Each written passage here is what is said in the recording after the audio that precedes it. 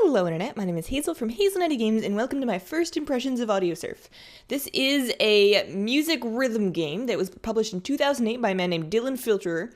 And as 2008 was about 5 years ago now, I'm a little bit behind the ball on this one. But if for whatever reason you maybe have this and haven't played it yet, or just simply haven't seen or played it, you need to, and I will show you why. So this is a game where you import your own music and then you ride it through a track kind of Guitar Hero style. You can do so with a number of different characters, all which have different methods of collecting points. It all involves collecting blocks in some sort of fashion.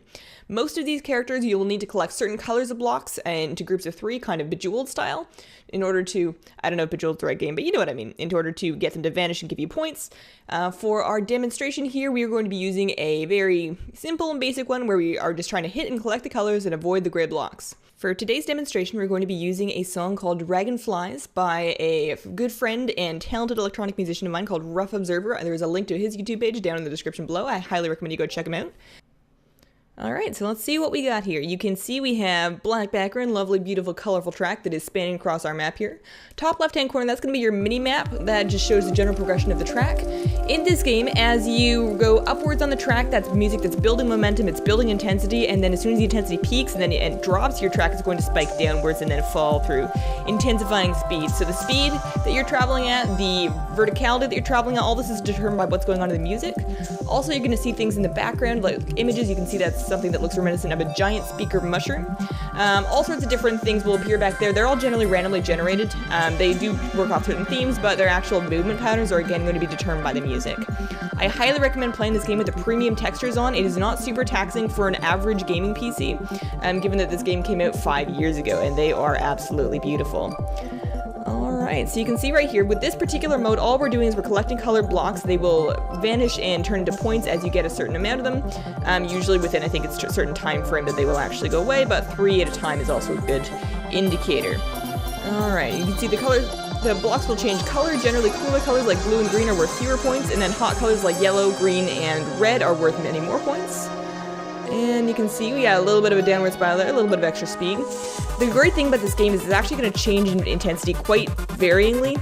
It's actually going to change in intensity quite a lot depending on what kind of music you're playing with, so it's really fun to just go through your entire music library, not one song at a time, but just kind of picking things from different genres, picking things from different things that you listen to, and seeing how they look on here. It is absolutely fantastic.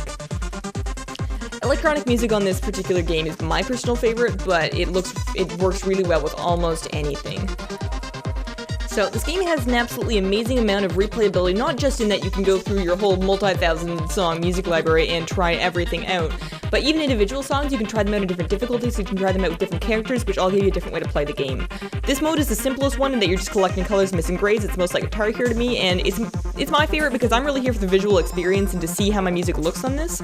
I'm not so much going for game and high scores, but there are high score modes, there are global leaderboards, and there are different leaderboards for different difficulties. There's casual, pro, and then elite difficulties. All those have different characters which have different abilities. Some of them will give you power-ups, some of them let you shuffle blocks around to try and gain more larger point modifiers, and just a number of different things you can do. This particular character can actually fly as well as spread wide to get blocks, to collect blocks in all 3 lanes. I personally tend to not worry about it too much myself because I'm more of a casual gamer when it comes to this type of thing, but if you are a competitive Joe and you want to try out all the modes and compete for the highest scores, you can certainly do that. There's a lot of complexity in gameplay mechanics that I'm not really showing you here that I advise you to go and explore for yourself. There are also global and local leaderboards, as well as seeing yourself rank against your Steam friends. You can see the songs that your Steam friends have been playing on this game and rank yourself against them accordingly. So go beat your friends, play all the songs. It is a wonderful thing. This game is available for $10 currently. It goes on sale pretty much every Steam sale since Steam started having sales, more or less. So if you don't already have it, then I would recommend that you pick it up on sale sometime. You see it. It is worth $10, though. I've put more time to this already than most of the games that I have in my Steam library that I paid a lot more money for. Excellent.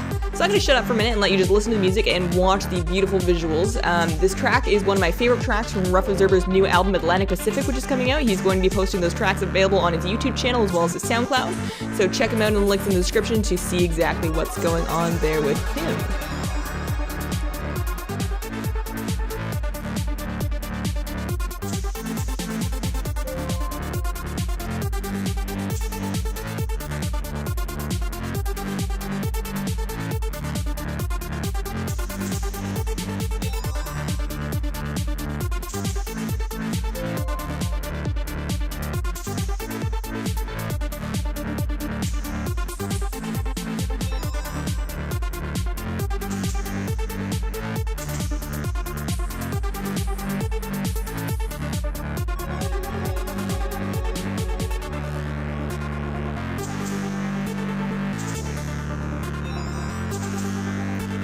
I love the stars and flowers that explode out of the blocks that you collect.